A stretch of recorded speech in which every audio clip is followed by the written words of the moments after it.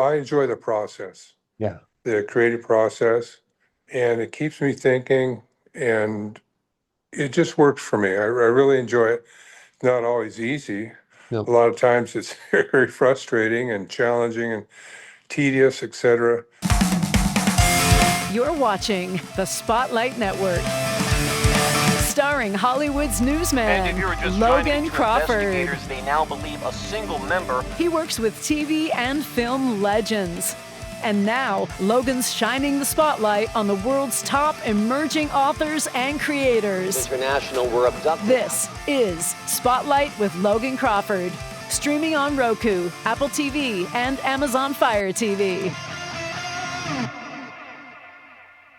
Hello. I'm Logan Crawford, and right now on Spotlight, we're talking with Arizona author Andy Mitchell, whose books that include Destiny, The Ghost, and his upcoming The Prescott Murders showcase his gift for weaving clever twists, vivid characters, and gripping mysteries. From lighthearted adventures to a gritty 1897 Arizona Territory murder investigation, Andy takes readers on journeys that entertain and inspire. With a mix of humor, heart, and historical intrigue, his stories keep fans turning the pages late into the night. We're delighted to have this very talented author join us here today on Spotlight. We thank you folks at home for watching him here on Spotlight, and we ask viewers like you to support authors like him by subscribing to our channel and by purchasing his amazing book. The links are below this interview to all of his books. Andy, thank you so much for joining us here today. Oh, it's good to be here. Let's start out by asking you what inspired you to move from real estate investor to author? I found myself with a lot of time on my hands, so I did a lot of reading for a couple years, and I started to wonder if maybe I could do better. As a reader, it seemed like there were a lot of books that I read that had a lot of filling in them, and I read some books that had a lot of meaning in just a few sentences, but a lot of them did not. So that's really how I got started. I wasn't sure that I could, but I thought, well, I'll try. And so here I am today. Awesome. I finished the Prescott Murders. That's available for purchase now. Wonderful, wonderful. Well, you looked at these books, you said, I can do that, and you have, which I think is wonderful. Let's talk about your original debut novel, Destiny. Give us a little bit of an overview. Well, it's about a young man and woman that meet briefly and fall in love. Then they have to have some challenges. The man has a past he has to clear up, and the woman is crazy about him and follows him, but runs into trouble. And then from there, it's them dealing with her with her trouble and him trying to find her because he didn't know where she went after he dealt with his issues. And then there's a notorious outlaw on the loose there, and a few other wrinkles thrown in. But it's a good love story, I think, with a lot of adventure too. So everyone should like it. Absolutely. And you followed up Destiny with The Ghost. Tell us a little bit about that. Well, The Ghost is a book that has some dark moments because the ghost is a very troubled uh, man who had a very rough childhood, and I try to mix into that some humor with other characters, and it's ultimately, about the ghost future and the protagonist that conquers his reign of terror, if you would. Absolutely. What made you want to bring 1897 Prescott, Arizona territory to life in the Prescott Murders? Well, I just felt that most Westerns, and technically these books are Westerns because the characters ride horses, that makes them a Western. But I think the Old West is gone, the Wild West is over. And that whole period from 1880 to 1900 is a little bit underappreciated by writers and people.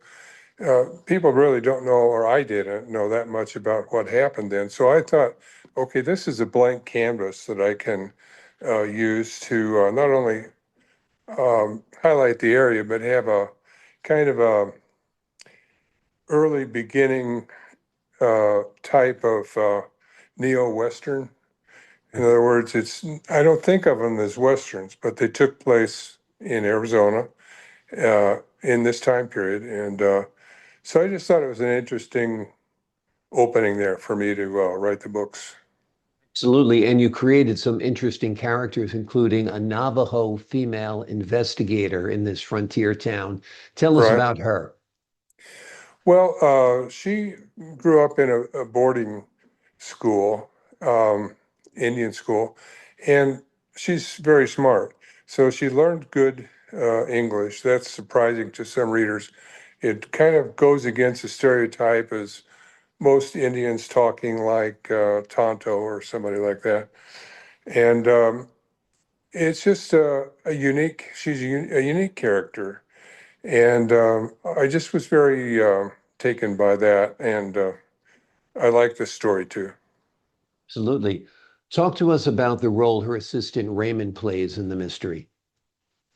Well, Raymond was in the second book, and he was had a troubled background also, but showed a lot of promise. So he's in the third book, Mhm. and he's growing up a little bit throughout the book. Starts out uh, not so much like a smart aleck. Although I Mhm. couldn't say smart aleck because the term didn't exist back then. But it's about his transformation and how he adds humor to the book. And I think that's very important that you have balance. You know, there's intrigue, there's murders, but there's a little humor also, which I think is needed. I think humor is an overlooked quality in most of the performing arts and written arts. It Right. has to be humorous on some level because I think that's what life is. Even in the most dark moments, something funny happens, right? Yeah. Yeah, absolutely. And, you know, as a writer, I'm constantly trying to keep the reader's interest. So humor does that, and it helps to make the people seem more real and more vibrant. So I try to do that when I can without overdoing it. Yeah, and I also just think it makes the characters more compelling, that you're more interested in a person who's funny at times than somebody who's not. It almost seems like very two-dimensional if they're just sad or angry or sad or driven. But Yeah. I think that's great that you do and effectively use humor in your books. Now, I understand you're working on a sequel to the Prescott Murders. Yes. Right now, I'm on chapter 6, first draft, and it's Isaiah, the short Navajo woman, and Raymond is in it, and a cast of, excuse me, a bunch of new characters also, Wonderful. which add a new dimension to it. And where will that story take us? Well, it's a mystery, and I don't want to give Yeah, anything no, away no from the third spoilers. No book. spoilers. Yeah, without a doubt. But you know, she's trying to solve the mystery, and she'll run into some problems and hopefully overcome them. Sounds great. Now, let's say a big Hollywood producer like David Fincher or director like David Fincher were to come to you and wanted to turn one of your books into a film. Which would you choose and why? Well, the one that I would choose would be the one that was just most naturally fit a film format. Either Destiny or the Prescott Murders. Um, I think both would be appropriate. Yeah, absolutely. And any stars in mind that you might want to see in these films? Uh, no, not really. Uh, I just focus on writing Yeah. because I enjoy doing it, and I don't think about things like that. Okay. Well, you But can daydream every now and then. I think that's good. yeah, And you well, never know. I mean, you've done the hard work, you put the book out there, so you never know whose hands it's going to wind up in. And you never know. We'll see what happens. Um, so how are you enjoying your writing career? Do you write every day? Do you write in the morning? Do you write all day? Do you write at Starbucks on the back of napkins? Tell us about your habits. well, I write 3 or 4 hours a day minimum, probably 5 or 6 days a week. I Hmm. find that I get a little less interesting after 5 or 6 days, and I need a day to relax and rethink everything. Then I'm back at it, and I have more imaginative ideas, that kind of thing. But I write as much as I can and wrap that around golfing and spending time with my wife and things like that. Sounds great. Have you dabbled with writing any screenplays? Are you thinking about that at all? No, Yeah. that's a whole different animal, I believe. Yeah. And I just enjoy what I'm doing. I like coming up with interesting characters, good plots, and writing the books. Yeah. Uh, It's fun living in that space for a while. It's fun living in 1897 Arizona for a while and picturing things. And it's really a great escape. I mean, yeah, people who don't pursue creative pursuits are missing out because it really is a great thing to do, don't you feel? I do. I really enjoy it. It's well, I enjoy the process, Yeah. the creative process, and it keeps me thinking, and it just works for me. I really enjoy it. It's not always easy. A No. lot of times it's very frustrating and challenging and tedious, etc. Yeah. But at the end of the day, it's good to have a good story that I'm proud of and that I hope readers will enjoy. At the end of the day, who do you give the books to? Do you give them to your wife, chapter by chapter, page by page? Tell us how that process works.